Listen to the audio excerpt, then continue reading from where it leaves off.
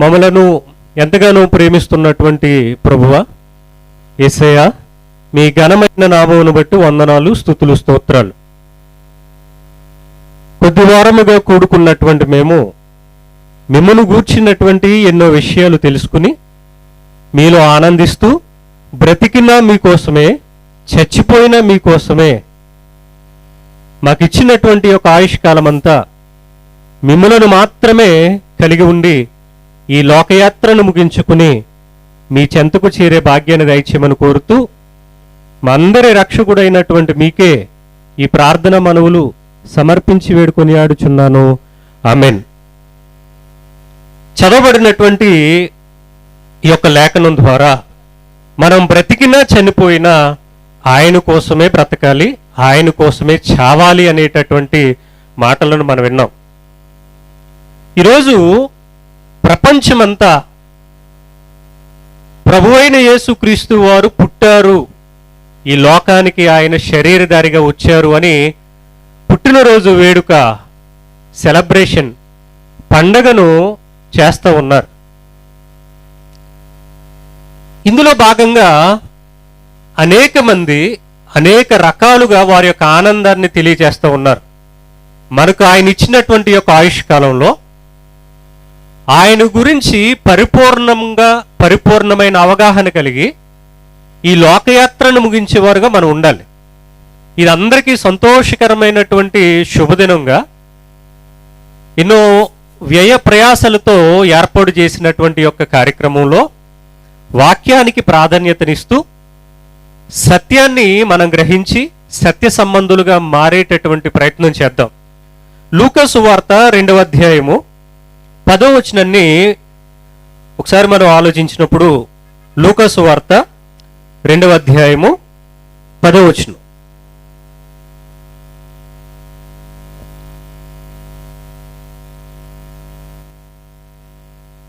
అయితే ఆ దూత, భయపడుకుడి, ఇదిగో ప్రజలందరికీ కలుగబోవు మహా సంతోషకరమైన సువార్తమానము నేను మీకు తెలియచేయుచున్నాను.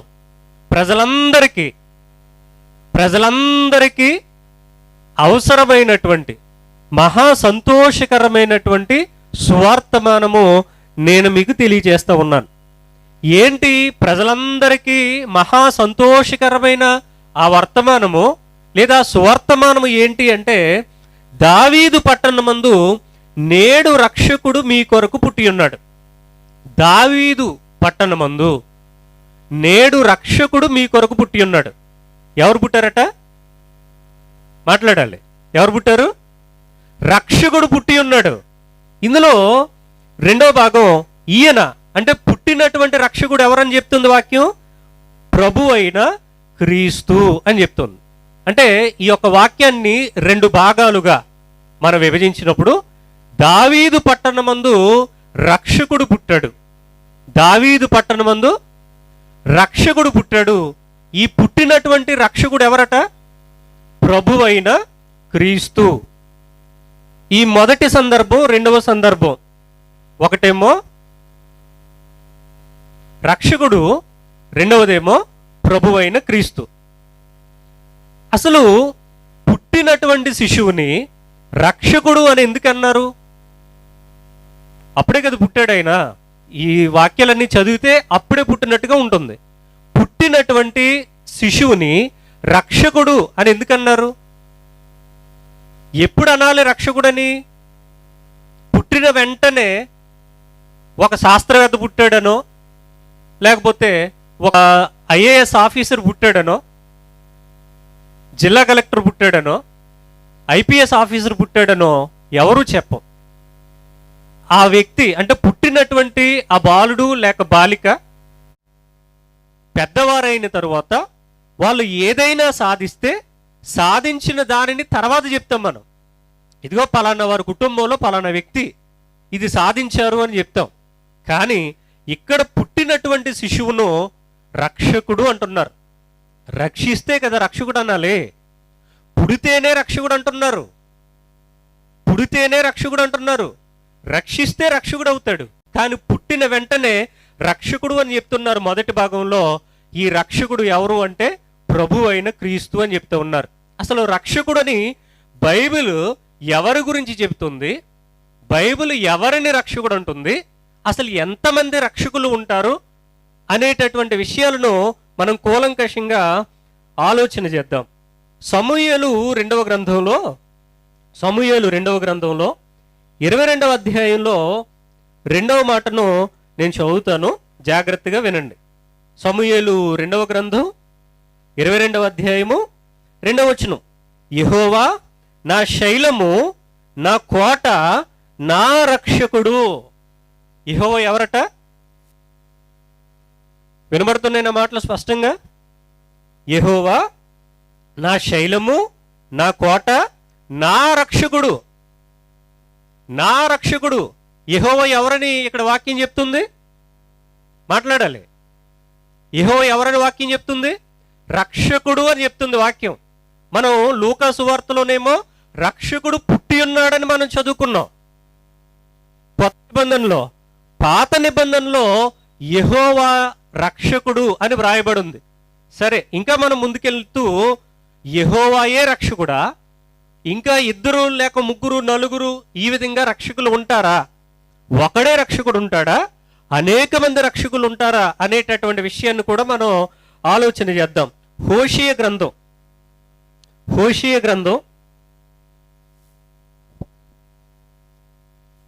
13వ అధ్యాయము.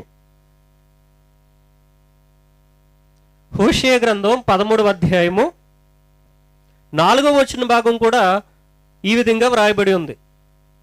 మీరు ఐగుప్తు దేశములో నుండి వచ్చినది మొదలుకొని యెహోవానగు నేనే మీ దేవుడను, నన్ను తప్ప నీవు ఏ దేవునిని ఎరుగవు, నేను తప్ప రక్షకుడును లేడు.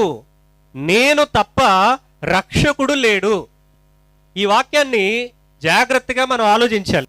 నేను తప్ప రక్షకుడు లేడు. నేను తప్ప రక్షకుడు లేడు అంటే ఏమర్థం చేసుకోవాలి? నేను తప్ప రక్షకుడు లేడంటే ఇంకొక రక్షకుడు ఉంటాడనా? ఒకడే ఉంటాడనా? చెప్పాలి. నేను తప్ప రక్షకుడు లేడంటే ఒకడే రక్షకుడనా? 2 3 రక్షించేటటువంటి రక్షకులు ఉంటారా? నేను తప్పంటే నేనే రక్షకుణ్ణి, నేను కాకుండా ఇంకో రక్షకుడు అనేవాడు, మిమ్మల్ని రక్షించేటటువంటి వాడు ఇంకొకడు లేడు, నేనే రక్షకుణ్ణి అని ఇక్కడ యెహోవా చెప్తున్నట్టుగా మనకు అర్థమవుతుంది. ఒకసారి యోబు గ్రంథంలో కూడా ఇక్కడ వాక్యం ఏం చెప్తుందో చూద్దాం. యోబు గ్రంథంలో 5వ అధ్యాయం, యోబు గ్రంథం 5వ అధ్యాయము 15వ వచనం. యోబు గ్రంథం 5వ అధ్యాయము 15వ వచనం. బలాఢ్యుల నోటి ఖడ్గము నుండి, వారి చేతిలో నుండి ఆయన దరిద్రులను రక్షించును. ఎవరైతే బలవంతులు ఉంటారో, ఎవరైతే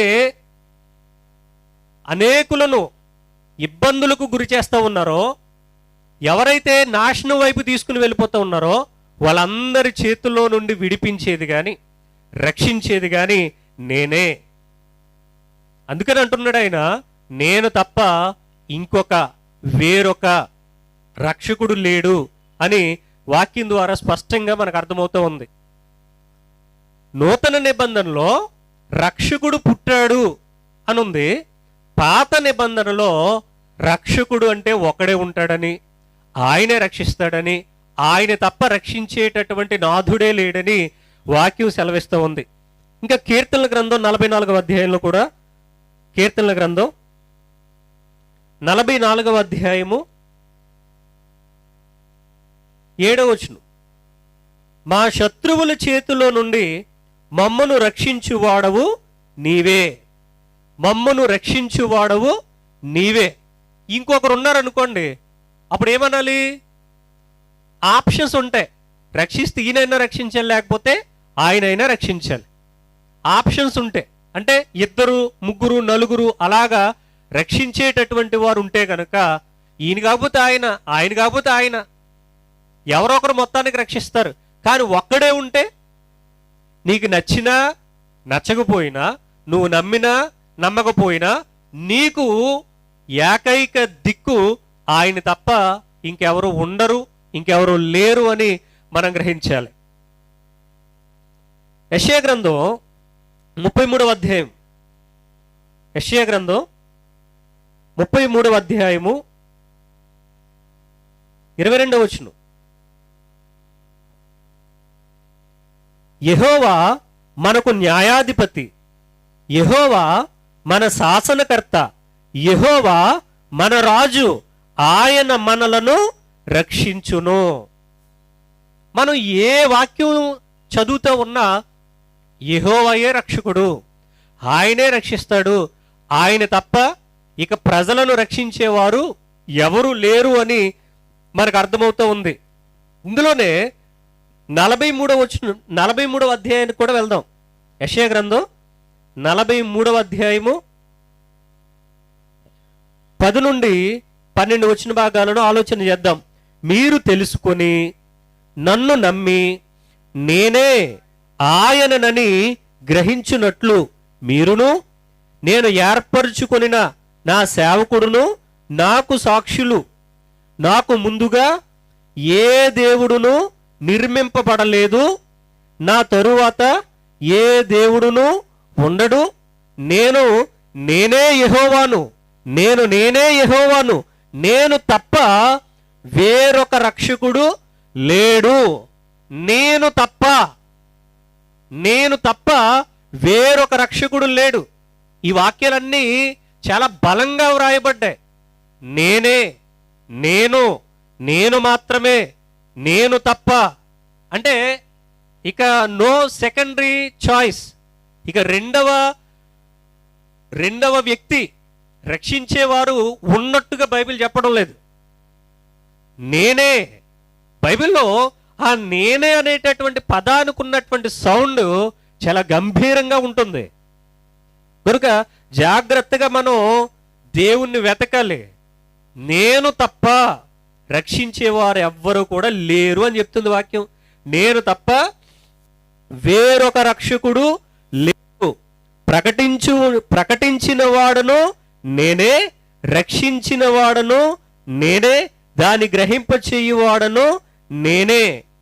ప్రకటించిన వాడును నేనే, రక్షించిన వాడును నేనే. అంటే నేనే అనేటటువంటి శబ్దం దాన్ని పలుకుతూ ఉన్నటువంటి ఆయన ఎంత గంభీరంగా దానిని తెలియజేస్తూ ఉన్నాడో, ఒకవేళ ఆయనతో పాటుగా సమానంగా గనక వేరొకరుంటే ఆయన గంభీరంగా ఆ యొక్క వాక్యాన్ని చెప్పడానికి అవకాశం ఉండదు. ఆయనతో పాటుగా వేరే వాళ్ళు ఉంటే ఈ పదాలు అంత భీకరంగా పలకవలసినటువంటి అవసరం కానీ, వ్రాయవలసినటువంటి అవసరం కానీ, ఆయన చెప్పుకునేటటువంటి అవసరం కానీ ఉండదు. కాబట్టి బైబిల్లో ఇక్కడ దేవుడు తెలియజేస్తా ఉన్నాడు, నేనే రక్షించిన వాడును నేనే, నేను తప్ప ఇంకొకడు లేడు. అంటే ఈరోజు క్రైస్తవ్యానికి ఏమైంది?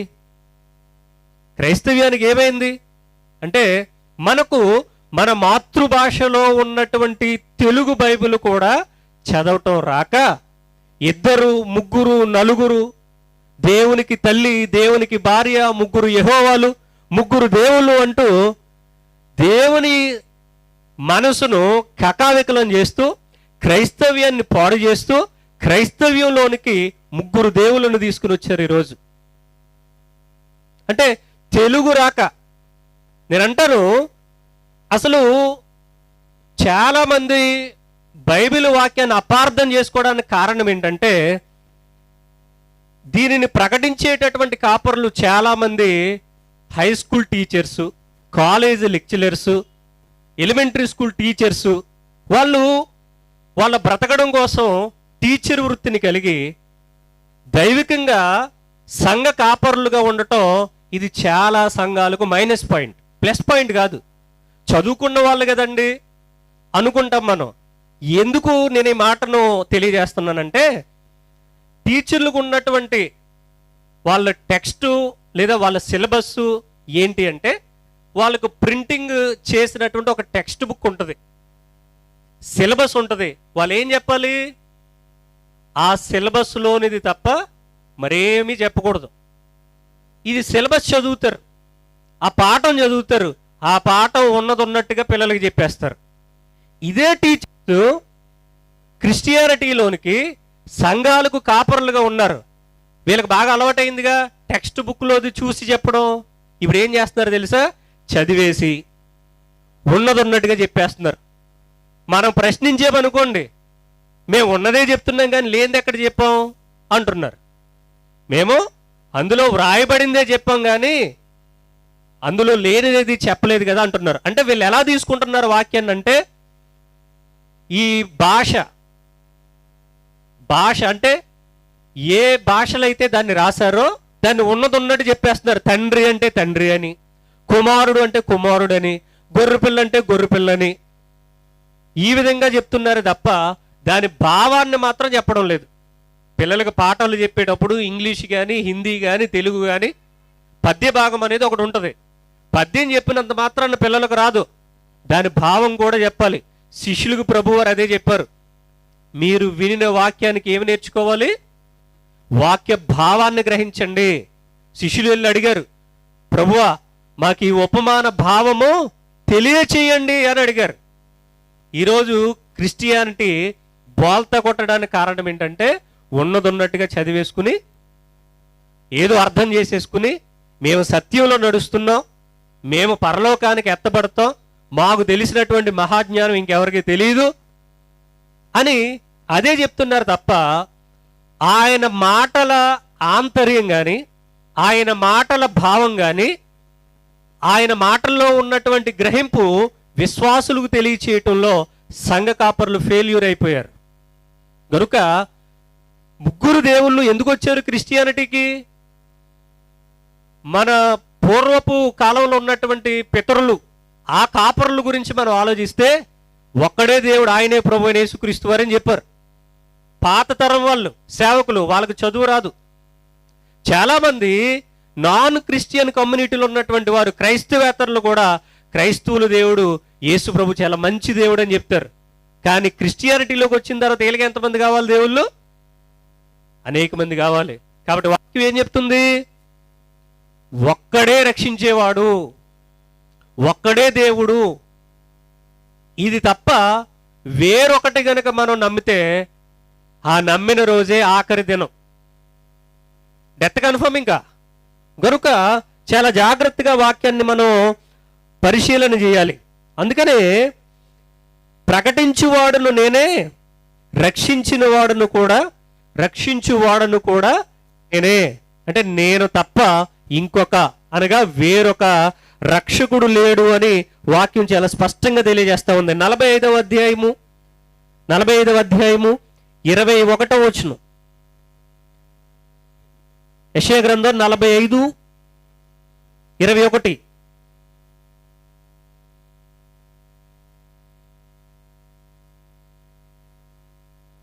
మీ ప్రమాణ వాక్యములు నా సన్నిధిని తెలియచేయుడి, జనులు కూడుకొని ఆలోచన చేసుకుందరు గాక. పూర్వకాలం మొదలుకొని ఆ కార్యమును తెలియజేసిన వాడెవడు? చాలా కాలం క్రిందట దాని ప్రకటించిన వాడెవడు? యెహోవానగు నేనే కదా. నేను తప్ప వేరొక దేవుడు లేడు. నేను నీతిపరుడునగు దేవుడను, రక్షించిన వాడను నేనే. నేను తప్ప మరి ఏ దేవుడును లేడు. రక్షించువాడను నేనే, నేను తప్ప మిమ్మల్ని రక్షించేవాడు ఇంకెవ్వడం లేడు. ఛాలెంజ్ అంటున్నాడు. నేనేలో ఏముంది? నేనే అంటే ఏంటి? ఛాలెంజ్. ఇంకొకడు ఉంటే తీసుకురండి, నిలబెట్టండి అని అడుగుతున్నాడు ఆయన. నేనే అనే దానిలో ఏముందంటే ఛాలెంజ్ ఉంది. ఒకవేళ ఇంకొకడు ఎవడన్నా ఉంటే తీసుకొచ్చి చూపించి నిన్ను రక్షిస్తాడేమో చూద్దామని అడుగుతున్నాడు ఆయన. రక్షించేవాడును నేనే, రక్షించిన వాడును నేనే అని వాక్యం స్పష్టంగా చెప్తుంది. 46వ అధ్యాయము 4వ వచనం, ముదిమి వచ్చి వరకు నిన్ను ఎత్తుకుని వాడును నేనే, తల వెంట్రుకలు నెరియు వరకు నిన్ను ఎత్తుకుని వాడును నేనే చేసి ఉన్నాను. చంక పెట్టుకుని వాడును నేనే, నిన్ను ఎత్తుకొనుచు రక్షించువాడను నేనే. ఎత్తుకొనుచు రక్షించువాడను నేనే. ఎన్ని వాక్యాలు కావాలో చెప్పండి. మా దగ్గర అన్నీ ఉన్నాయి, బోల్డ్ ఉన్నాయి, చాలా ఉన్నాయి. కొంతమంది జడుచుకుంటున్నారు కనుక ఎన్ని కావాలి తను ఉన్నాయి. దేవుడు అసలు దేవుణ్ణి అర్థం చేసుకోవడం తరమా? అసలు ఒక్క దేవుణ్ణి అర్థం చేసుకోవడానికి జీవితం సరిపోవట్లేదంటే వీళ్ళకి ముగ్గురు కావాల్సి వచ్చారు. అంటే అసలు ఈ జీవితం ఎవరు పెట్టారు మనకి? ఎందుకు పుట్టాము? ఎందుకు బ్రతుకుతూ ఉన్నాం? ఏదో భక్తి చేస్తూ ఉన్నాం, తెలిసి తెలియని భక్తి చేసి ఒకవేళ చచ్చిపోతే ఏంటి మన పరిస్థితి? అందుకని మొట్టమొదటిగా మనం చదివాం, మనం బ్రతికినను చచ్చిపోయినా ఎవరి కోసం? ప్రభువు కోసం. మరి తండ్రి కోసం, మరి పరిశుద్ధాత్మ కోసం వద్దా? వీళ్ళిద్దరిని పక్కన పెట్టేసాడైనా ఏమో, మరి మీరే ఆలోచించుకోవాలి. ఈరోజు ప్రసంగం చాలామందికి లాస్ట్ ప్రసంగం. ఎందుకంటే విని మారు మనసు పొందితే తీర్పు ఉండదు, మారకపోతే ఫ్రై చేస్తాడు ఆయన. కనుక చాలా జాగ్రత్తగా వాక్యాన్ని మనం ఆలోచించాలి. అక్కడ ఏదో రాసేశారు, చదివేశాము, ఎవరో చెప్పేశారు, మేము వినేసాము, మాకు సరిపోయింది అని సరిపెట్టుకుంటే మీ జీవితాలు ఎవడు బాగు చేయలేడు.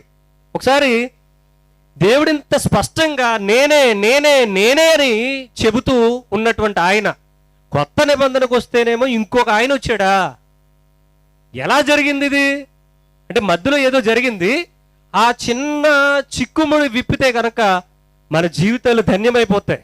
ఒకసారి ఇందులోనే 35వ అధ్యాయం, యెషయా గ్రంథంలో 35వ అధ్యాయము 4 నుండి 6 వచనాలు చదువుదాం.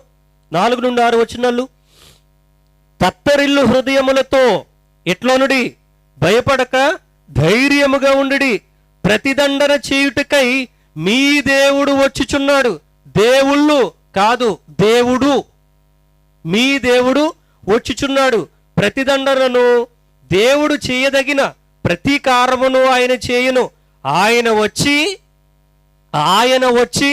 తానే మిమ్మును రక్షించును. ఆయన కుమారుణ్ణి పంపించి రక్షించును. ఏముంది అక్కడ?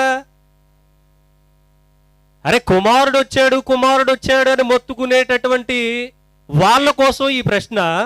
సరే, మీ మాటతో ఒకసారి నేను కూడా ఏకీభవిస్తాను. ఒకవేళ దేవుడు కుమారుణ్ణి పంపించాడు అంటే కనుక కుమారుణ్ణి పంపిస్తాను అన్నటువంటి ప్రవచనం ఎక్కడుంది? మర్చిపోయాడా దేవుడు? ఒకసారి ఆ ప్రవచనం వెతుక్కున్న తర్వాత అప్పుడు మాట్లాడదాం. గనుక ఆయన చెప్తే ఉన్నాడు, ఆయన వచ్చి తానే మిమ్మల్ని రక్షించినట్టే. ఎవరైతే వాగ్దానం చేస్తా ఉన్నాడో నేను వస్తాను, నేను రక్షిస్తానని ఎవరైతే వాగ్దానం చేస్తా ఉన్నాడో ఆయనే వచ్చి తానే మిమ్మల్ని రక్షించును. చాలా స్పష్టంగా దేవుడు రాయించుకున్నాడు. ఆయన వచ్చి తానే మిమ్మల్ని రక్షించును. వచ్చినప్పుడు ఏం జరుగుతాయంట? సూచనలు చెప్తే ఉన్నాడు కొన్ని ఐడెంటిఫై చేయడానికి. ఏది?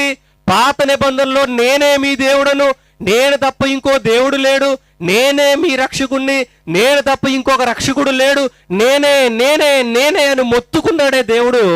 ఆయన ఈ లోకానికి వచ్చిన తర్వాత ఆయన వచ్చాడు అని మనం ఎలా తెలుసుకోవాలి అంటే కొన్ని సూచనలు చెప్పాడు. కొంతమంది బడుగులు ప్రబుద్ధులు ఏం చెప్తున్నారంటే, ఈ రోజుకి స్వస్థతలు ఉన్నాయి, భూత వైద్యం చేస్తాం, దెయ్యాలు వదిలేస్తాం, తాయిత్తులు కడతాం. ఎవడరా మీకు నేర్పించింది వాక్యం? నా వీడియోల్లో చాలా ఉంటాయి. వీళ్ళందరినీ ఎండగడుతుంటే ఒక్కడు మాట్లాడండి. స్వస్థతలు, ప్రవచనాలు, అద్భుతాలు, ప్రెగ్నెన్సీలు, జాబులు, ఏంది గోల? దేవుడు చెప్పాడు ఇవన్నీ. ఆయన వచ్చినప్పుడు ఏమేం జరుగుతాయో నన్ను ఎలాగ గుర్తించాలి అని చెప్పడానికి చెప్పినటువంటి సూచనలు. ఏం జరుగుతాయి? ఆయన భూమి మీదకి వచ్చినప్పుడు ఏం జరుగుతాయని చెప్పాడు? గుడ్డివారి కన్నులు తెరవబడును. ఇప్పుడు తీసుకెళ్ళండి గుడ్డోన్ని. కళ్ళాసుపత్రులు ఎందుకున్నాయి? పాస్టర్లు కళ్ళజొల్లు పెట్టుకుని వాక్యాలు ఎందుకు చెప్తున్నారు? గుడ్డివారి కన్నులు తెరవబడును, చెవిటివారు చెవులు విప్పబడును, కుంటివాడు దుప్పివలే గంతులు వేయును, మూగవాని నాలుగు పాడును, అరణ్యములో నీళ్లు ఉబుకును, అడవిలో కాలువలు పారును. అంటే ఇవన్నీ ఫిజికల్గానా? కాలువలు పారతాయా? నీళ్లు ఉబుకుతాయా? ఆత్మీయంగా ఆలోచించాలి వాక్యాన్ని.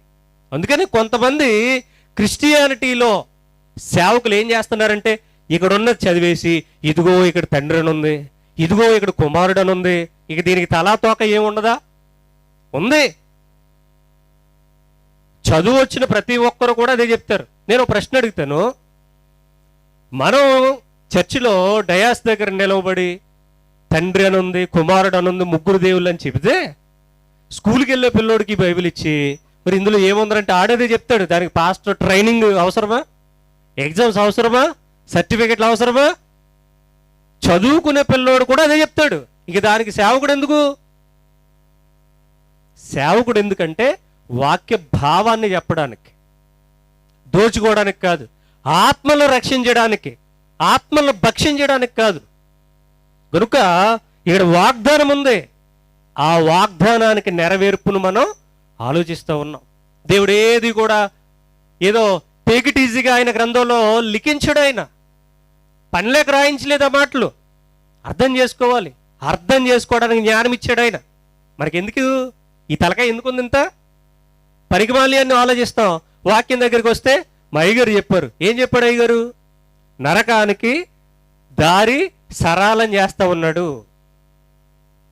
నరకానికి దారిని సరళం చేస్తా ఉన్నాడు. కనుక జాగ్రత్తగా మన వాక్యాన్ని ఆలోచించాలి. ఆయన వచ్చి తానే మిమ్మును రక్షించును, తానే మిమ్మును రక్షించును. 9వ అధ్యాయము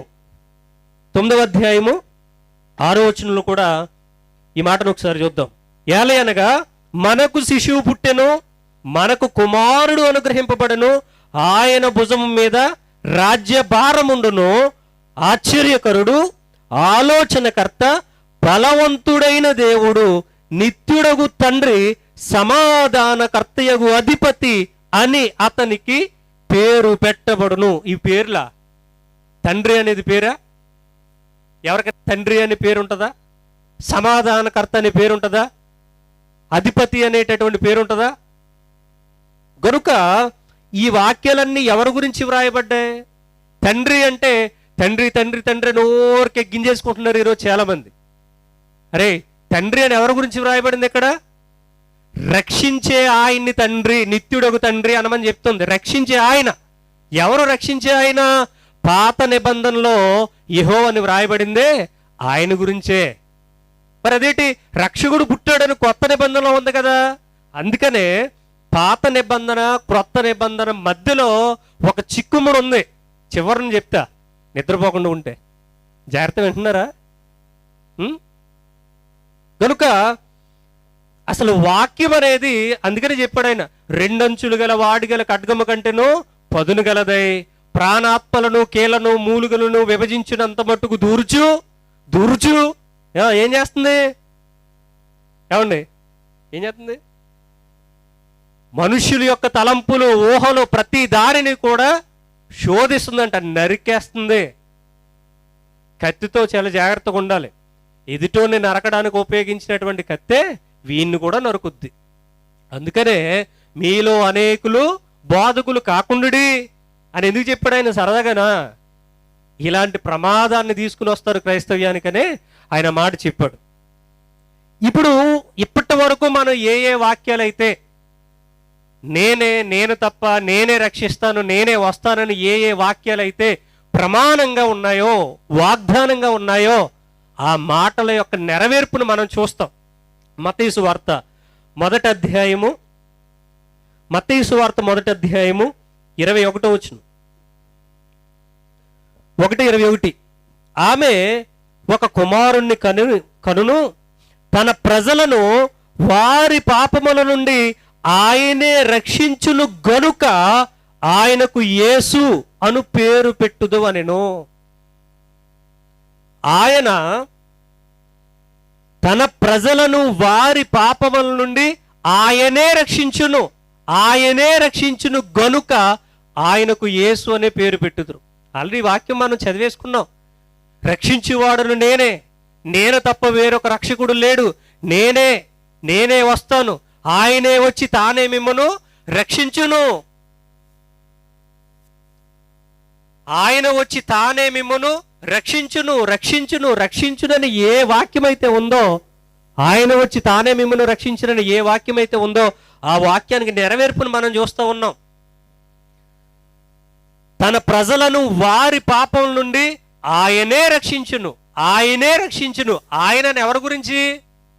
పాత నిబంధనలో ఎవరైతే రక్షించేవాడును నేనే, నేనే రక్షకుణ్ణి, నేనే రక్షకుణ్ణి, రక్షించేది నేను తప్ప ఇంకొక వేరొక రక్షకుడు లేడు అని ఎవరి గురించి అయితే నొక్కి ఒక్క నుంచి చెప్పబడిందో ఆయనే రక్షించును గనుక ఆయనకు యేసు అని పేరు పెడతారు అని ఉంది.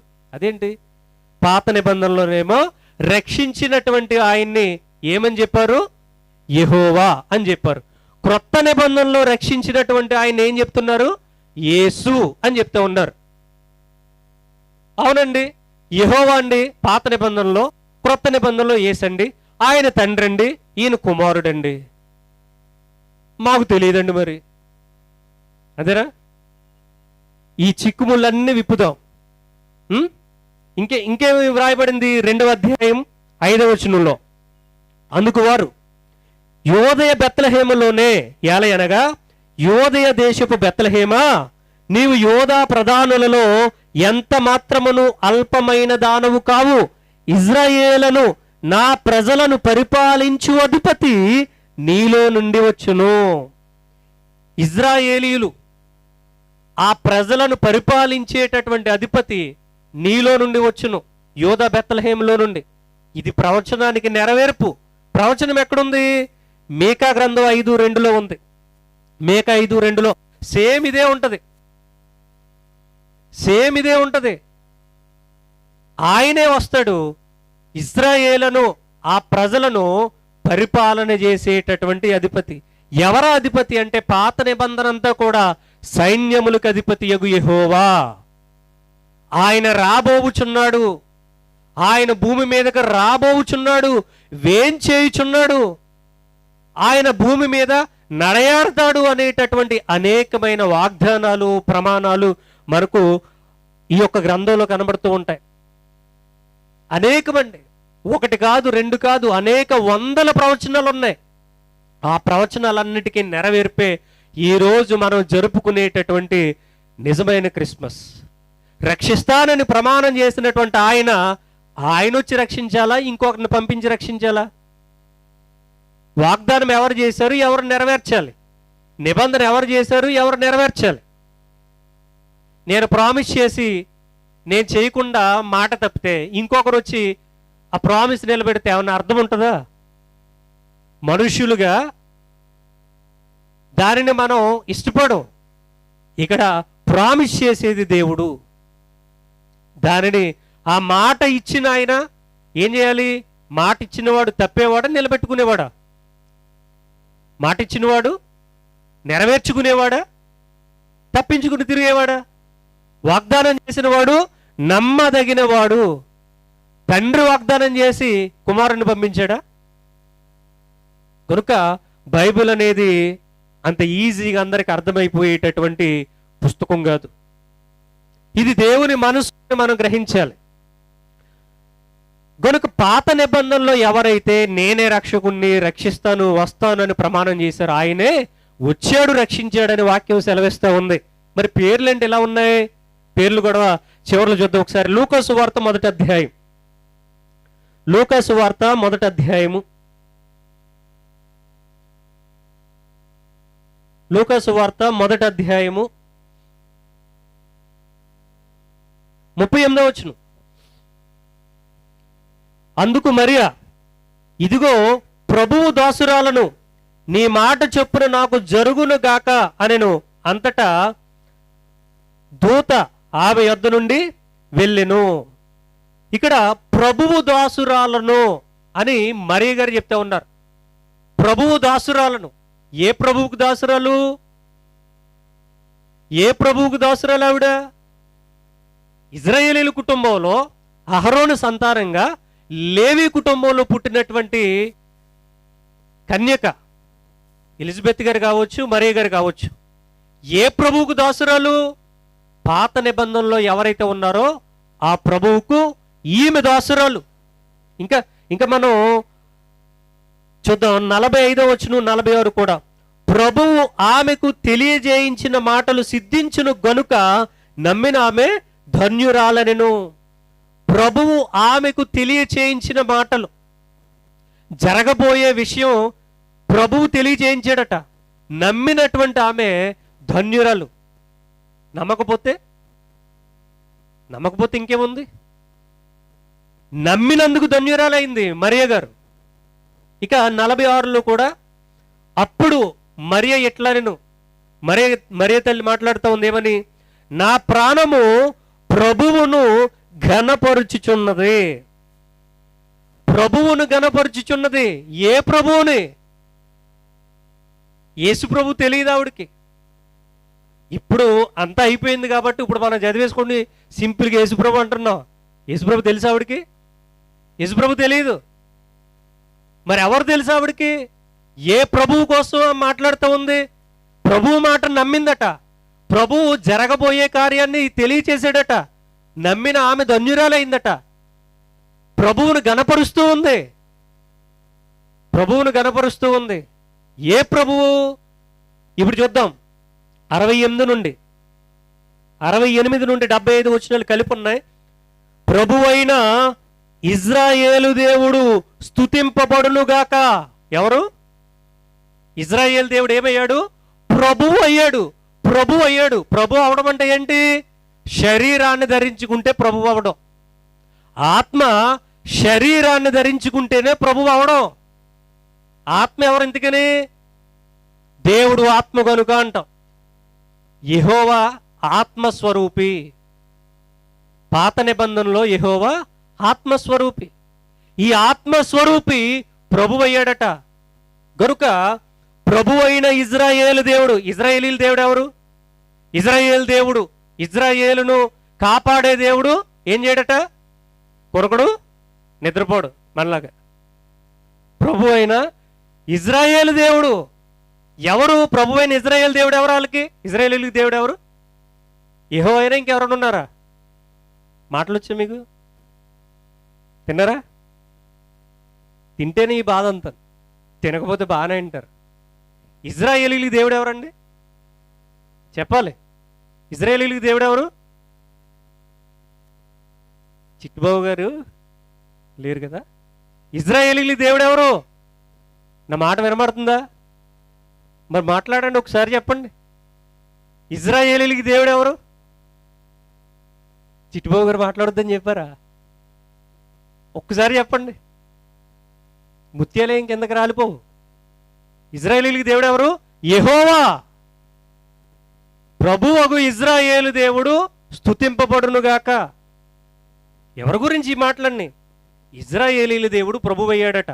ప్రభు అవడం అంటే ఆత్మస్వరూపి శరీరాన్ని ధరించుకున్నాడన.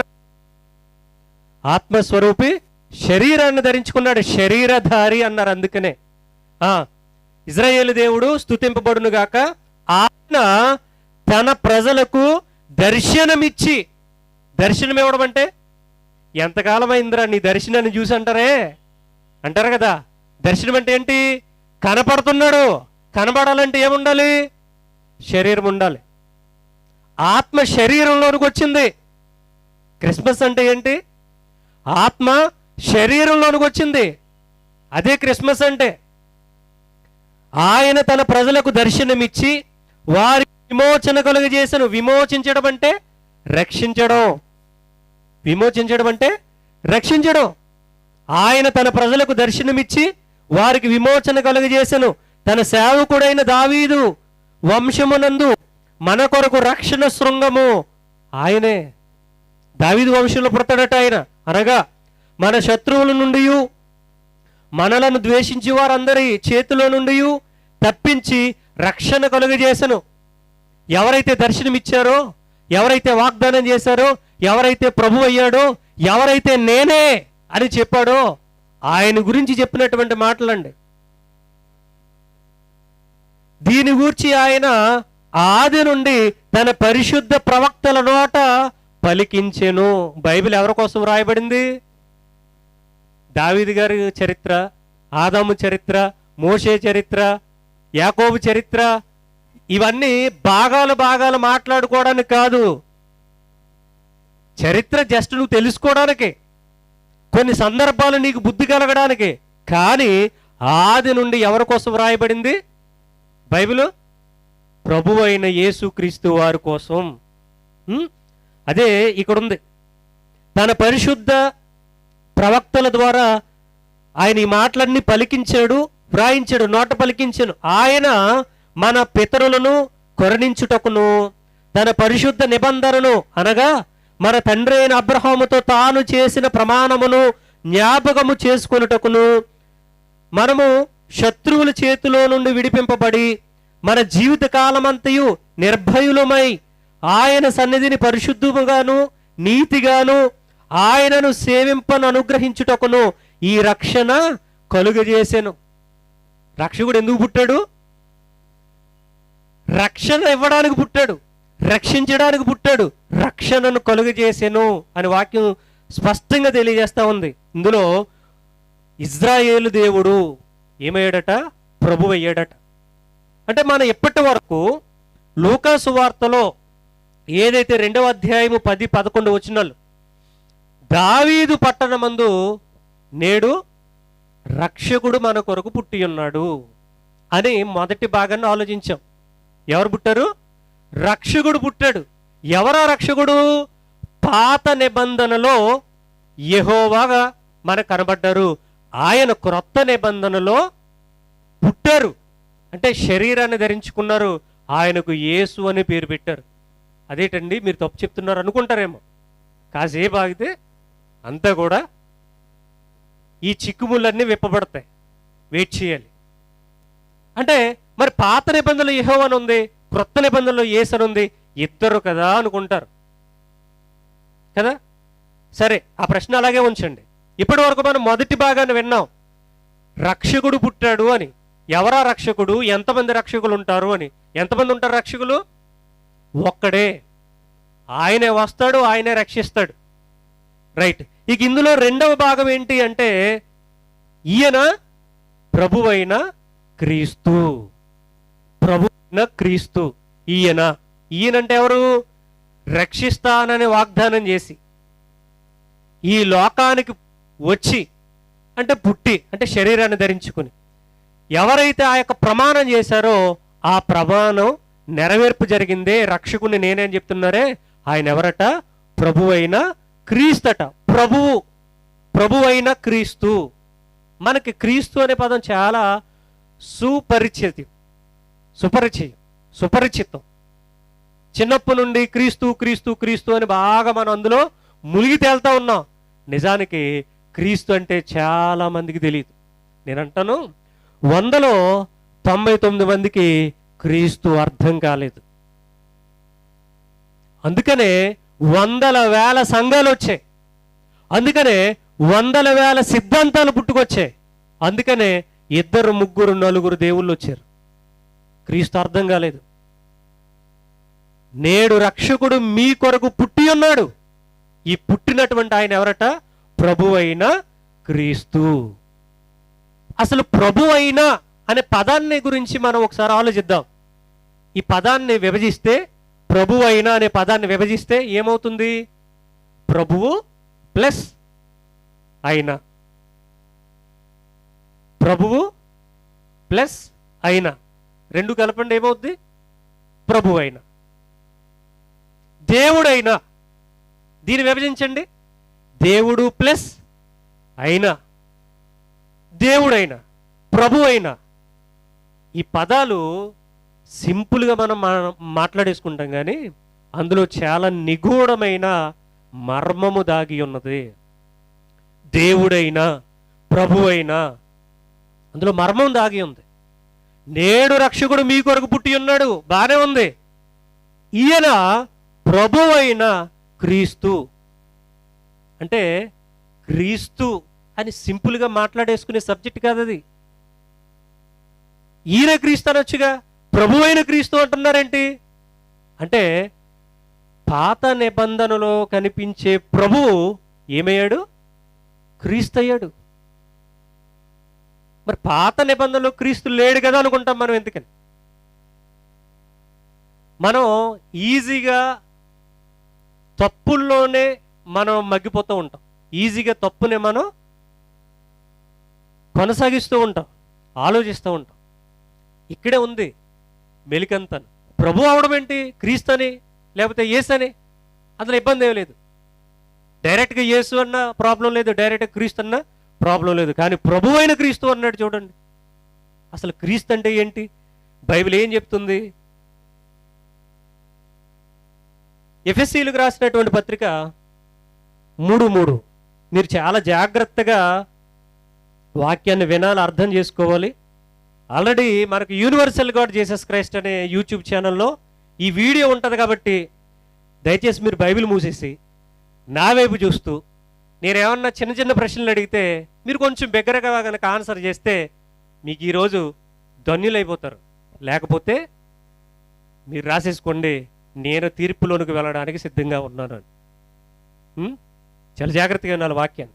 ఎఫెసీయులకు రాసినటువంటి పత్రిక 3:3. మీరు బైబిల్ మూసేయండి, తర్వాత వీడియోలో చూసి మీరు రెఫరెన్స్లు రాసుకోండి, ఏకాగ్రతగా వాక్యాన్ని వినండి. 3:3.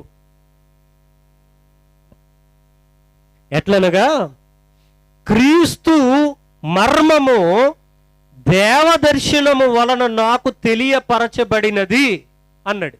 ఎవరన్నారు? పౌలు. పత్రికలన్నీ పౌలు గారే రాశారు. క్రీస్తు మర్మము దేవదర్శనము వలన నాకు అనుగ్రహింపబడింది. ఒకసారి ఈ పదాన్ని చెప్పండి. క్రీస్తు మర్మము ఏంటి చెప్పాలి? క్రీస్తు మర్మం. క్రీస్తు మర్మం ఏంటి? ప్రభు అయిన క్రీస్తు అని చదివామే, ఆ క్రీస్తు ఎవరట? మర్మముగా ఉన్నాడట బైబిల్లో. క్రీస్తు మర్మముగా వ్రాయబడింది. క్రీస్తు అంటే మర్మమా? ఈ మర్మము దేవదర్శనము వలన నాకు అనుగ్రహింపబడింది. ఎలాగ దర్శనం? పడుకుంటే గుర్రపట్టి నిద్రపోతేగా దర్శనం. గుర్రం మీద వెళ్తూ కత్తి పట్టుకుని కత్తి తిప్పుకుంటూ కనిపించిన వాళ్ళని నరికేద్దామన్నప్పుడు ఒక్కడు బీకాడు ఆయన వచ్చి. మిట్ట మధ్యాహ్నం మండుటెండలో గుర్రం మీద నుంచి కింద పడితే బాగా కనబడింది ఆయనకి సినిమా, దారినే చుక్కలు కనబడ్డాయి ఆయనకి. అప్పుడు అర్థమైంది క్రీస్తు మర్మం. అలాగ మనకు అర్థమైతే బాగున్ను. ఆయన్ని కొట్టాడు కానీ మనల్ని కొట్టట్లా. ఎవడైతే ఈ బైబిల్ పట్టుకుని నోటుకొచ్చిన అడ్డమైన వాగుడు వాగుతుంటే ఒక్కొక్క తన్ను తన్నుతా ఉంటే దేవుడు ఎవరు అనే సబ్జెక్ట్ ముందే అర్థమైపోయిన అందరికీ. ఆయన అలాగా పనిష్మెంట్ ఇవ్వట్లేదు కనుక పాత నిబంధనలు అలాగ ఎక్స్ట్రాలు చేస్తే వెంటనే శవం వచ్చేది బయటికి. మందిరంలోనికి వెళ్ళినటువంటి సేవకుడు లేదా యాజకుడు తప్పుగా కనుక వ్యవహరిస్తే, తప్పుడు వ్యాఖ్యానం చేస్తే లోపలికి మనిషిగా వెళ్ళాడు యాజకుడిగా, బయటికి శవం వచ్చేది.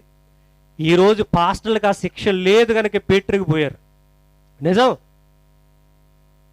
సత్యాన్ని అసత్యంగా మార్చేశారు, నరక పాత్రులుగా మార్చేశారు సంఘాలని.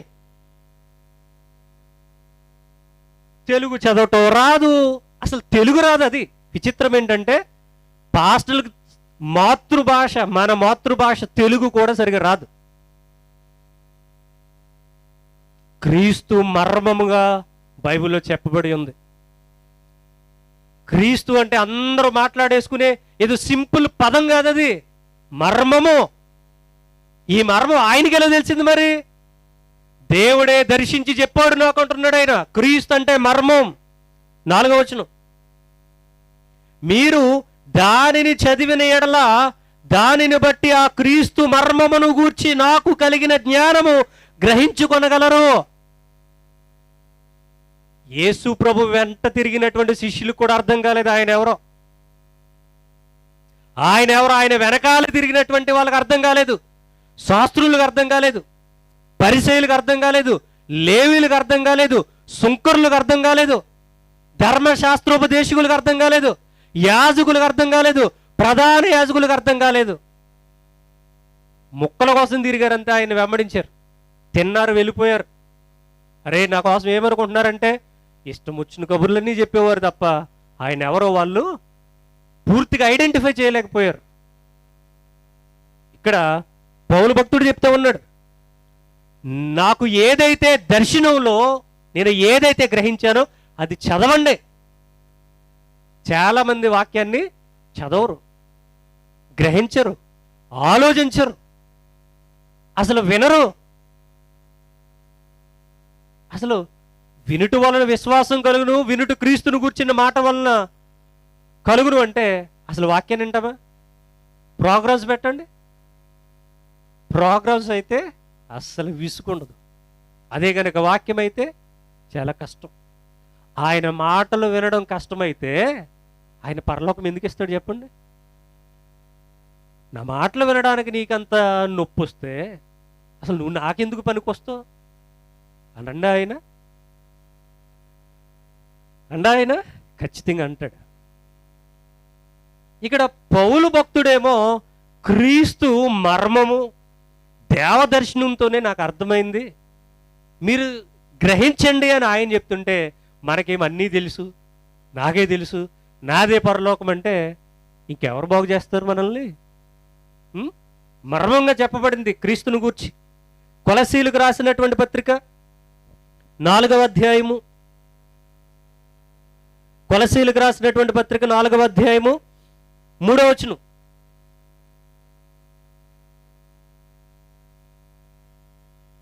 మరియు నేను బంధకములలో ఉంచబడుటకు కారణమైన క్రీస్తు మర్మమును గూర్చియే నేను బోధింపవలసిన విధముగానే ఆ మర్మమును వెల్లడిపరిచినట్లు వాక్యము చెప్పుటకు అనుకూలమైన సమయము దేవుడు నాకు దయచేయవలనని మీరు ప్రార్థన చేయండి అంటున్నాడు. ఆయన ఏం చెప్పడానికి? సాక్ష్యం చెప్పడానికి ఫలానా ఆయన వస్తున్నాడండి. పగిలిపోవాలి కొడితేనే. లక్షల రూపాయలు ఖర్చు పెట్టి మీటింగ్ పెట్టింది ఎందుకోసం? ఎవడో సాక్ష్యమా? వాళ్ళ సాక్ష్యం విని వీళ్ళ రక్షణలోనికి వస్తారా? ఎవరెవరికి మాదిరి? ఎవరికి మాదిరి? యేసుప్రభు కాదా మాదిరి? వ్యక్తి సాక్ష్యమా? మనుషుల సాక్ష్యమా? ఈయన ఎందుకోసం ప్రార్థన చేయమంటున్నాడు? క్రీస్తు మర్మమును గూర్చి నేను బోధింపవలసిన విధముగానే ఆ మర్మమును వెల్లడిపరుచున్నట్లు వాక్యము చెప్పడానికి అనుకూలమైన పరిస్థితులు దయచేయమని ప్రార్థన చేయండి అంటున్నాడు. అంటే క్రీస్తు మర్మం చెప్పడానికి అనుకూలమైన పరిస్థితి ఆనాడు లేదు, ఈనాడు లేదు, రాబోయే తరాలలో కూడా ఉండదండి. సత్యం అన్నది దూరముగాను బహులోతుగాను ఉన్నది, దానిని పరిశీలన చేయగలవాడు ఎవడు లేడనే వాక్యం చెప్తుంది. అంటే క్రీస్తును గూర్చి మర్మముగా వ్రాయబడింది, అంటే ఇందులో దాచబడింది, రహస్యంగా ఉంది. మరి దీన్ని ఎవరు గ్రహిస్తారు? పౌలు భక్తుడు అంటున్నాడు, ఆ క్రీస్తు మర్మాన్ని నేను ఎలా అయితే వెల్లడిపరచాలో, అడ్డదారి కాదు, ఎలా అయితే ఆయన వెల్లడిపరచాలో ఆ విధంగా వెల్లడిపరచడానికి వాక్యాన్ని బోధించడం అనుకూలమైన పరిస్థితిని దేవుడు దయచేసేటట్టుగా ప్రార్థన చేయండి అంటున్నాడు.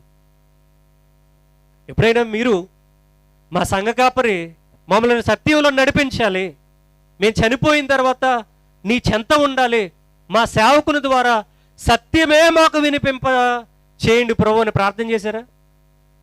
ఆయన ఏం చెప్తే మాకెందుకు, ఆయన ఎట్టు పోతే మాకెందుకు, ఆయన ఏం చేస్తే మాకెందుకు? ఆదివారం వచ్చామా, ప్రభు వాళ్ళు తీసుకున్నామా, వినేసామా, వెళ్ళిపోయామా, అయిపోయింది. ఇంతేనా జీవితం? ఎంతకాలం రావాలి దేవుని సన్నిధికి? ఎన్ని సంవత్సరాలు వస్తే రక్షింపడతాం మనం? ఒక్క క్షణం సరిపోదా? ఎంతమంది రక్షణలోనికి వచ్చారు? ఆయన బాగానే మార్చాడు, యేసుక్రీస్తు ప్రార్థనా మందిరం అని. ఎంతమంది యాక్సెప్ట్ చేస్తున్నారు దాన్ని? ఒకరైనా ఉన్నారా? అసలు ఎందుకు యేసుని ఎందుకు విభజించాలి, క్రీస్తుని ఎందుకు విభజించాలి? అదే చెప్తుంది మర్మము అని. ఇక్కడ దైవజనుడు అంటున్నాడు, నేను క్రీస్తు మర్మాన్ని తెలియచేయాలి. అనుకూలమైన పరిస్థితి కావాలి. ఎక్కడొస్తుందండి? వందల వేల మంది ఈరోజు అడిగే ప్రశ్నలు ఏంటో తెలుసా? బుర్ర తక్కువ ప్రశ్నలు అంటాం వాటిని. మా దగ్గర కొన్ని ప్రశ్నలు ఉన్నాయి, అందులో ఒక్క ప్రశ్నకు కూడా ఎవడు సమాధానం చెప్పడు. ఎందుకంటే వీళ్ళు అక్షరజ్ఞానులు, తత్వజ్ఞానులు, లోకజ్ఞానం, దెయ్యముల జ్ఞానంతో ఈరోజు బైబిల్ని పఠిస్తున్నారు, బైబిల్ని ప్రకటిస్తూ ఉన్నారే తప్ప దేవుని జ్ఞానం వీరిలో లేదు. అక్షరాలు. అందుకని అక్షరం గురించి ఏమి రాశారు? అక్షరం ఏం చేస్తుంది? చంపుతుంది, జాగ్రత్త అని చెప్పాడు. వీళ్ళేం బోధిస్తున్నారు? అక్షరాన్నే బోధిస్తున్నారు. క్రీస్తు అంటే మర్మము. ఈ మర్మాన్ని గురించి నేను చెప్పాలనుకుంటున్నాను, కానీ ఏం లేదు అక్కడ అనుకూలమైన పరిస్థితులు. ఈరోజు సంఘంలో క్రీస్తుని గురించి చెప్తే యాక్సెప్ట్ చేస్తారనుకుంటున్నారా? యాక్సెప్ట్ చేయరు. ఎందుకంటే తాత ముత్తాత వాళ్ళ ముత్తాతల కాలం నుండి ఓ పునాది, ఓ విత్తనం నాటబడింది. కొత్త బాధ వచ్చిందా అంటారు. ఇప్పుడు బోధ కొత్తది కాదు, బోధ పాతదే. కానీ దానిని గ్రహించేది ఎప్పుడు? దానిని గ్రహించేది ఎప్పుడు? 2వ అధ్యాయము 2వ వచనం. సేమ్ అదే మాట కూడా మనకు అక్కడ ఉంటుంది. దేవుని మర్మమై ఉన్న క్రీస్తు, దేవుని మర్మమై ఉన్న క్రీస్తు. యేసుక్రీస్తు దేవుడు కదా అంటాడు ఈడు. ఎంత విడ్డూరో చెప్పండి. ఆయన పేరు సంఘానికి పెట్టి యేసుక్రీస్తు సంఘం అని పెట్టి, ఇప్పుడు యేసుక్రీస్తు దేవుడు కాదు. ఏం చేయాలి? యేసుక్రీస్తు దేవుడు అని ఉందా కాదని ఉంది? ఇక్కడ దేవుని మర్మమై ఉన్న క్రీస్తు అంటే దేవుడు అంటేనే మర్మంగా ఉన్నాడు. ఆ మర్మమే క్రీస్తు శరీరధారిగా ఈ లోకానికి వచ్చాడని చెప్తుంది వాక్యం. దేవుని మర్మమై ఉన్న క్రీస్తు అంటే, దేవుని మర్మం అంటే దేవుడు, ఆయన మర్మము, ఇంకో క్రీస్తు, ఇంకో యేసు. ఎక్కడుంది ఇదంతా?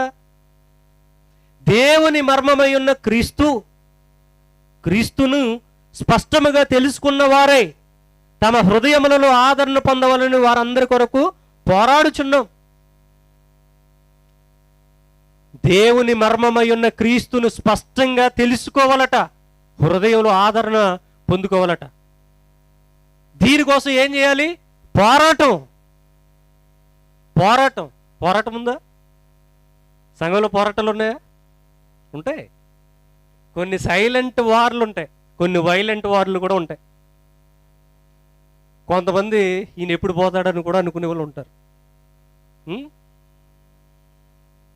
ఏమంటే ఎంత స్పష్టంగా ఉందో చూడండి. దేవుని మర్మమైన క్రీస్తును స్పష్టంగా తెలుసుకున్న వారే, స్పష్టంగా తెలుసుకోవాలట, మర్మాన్ని స్పష్టంగా తెలుసుకోవాలట. దేవుని మర్మమై ఉన్న క్రీస్తు. ఇక ఇందులోనే మనం అంటే క్రీస్తును గురించి ఏం చెప్పబడింది? వాక్యం మర్మంగా చెప్పబడింది. ఇక్కడ ధర్మశాస్త్రంలో పండితుడుగా, నిష్ఠాగరిష్ఠుడుగా ఉన్నటువంటి పౌలు భక్తుడు క్రీస్తుని గురించి మర్మం అంటుంటే, ఒక ఆవిడ చాలా సింపుల్గా క్రీస్తు గురించి మాట్లాడుతూ ఉంది. చాలా సింపుల్గా. యోహాను సువార్త 4వ అధ్యాయం సమరయ స్త్రీ. యోహాను సువార్త 4వ అధ్యాయము 25వ వచనం. యోహాను సువార్త 4వ అధ్యాయము 25వ వచనం.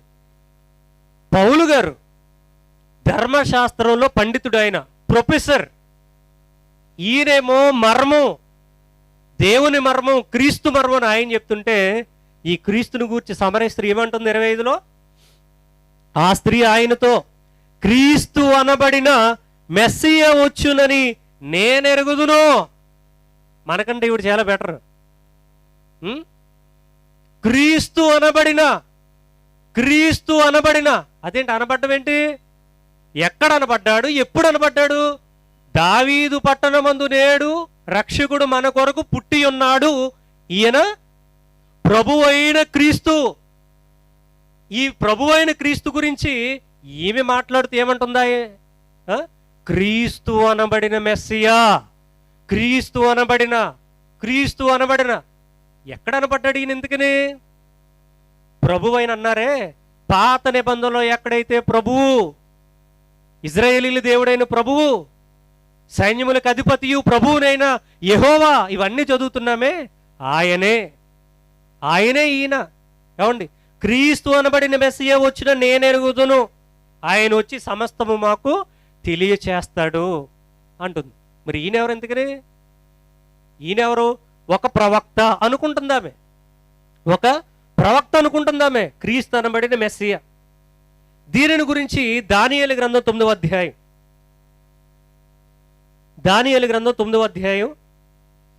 25వ వచనం.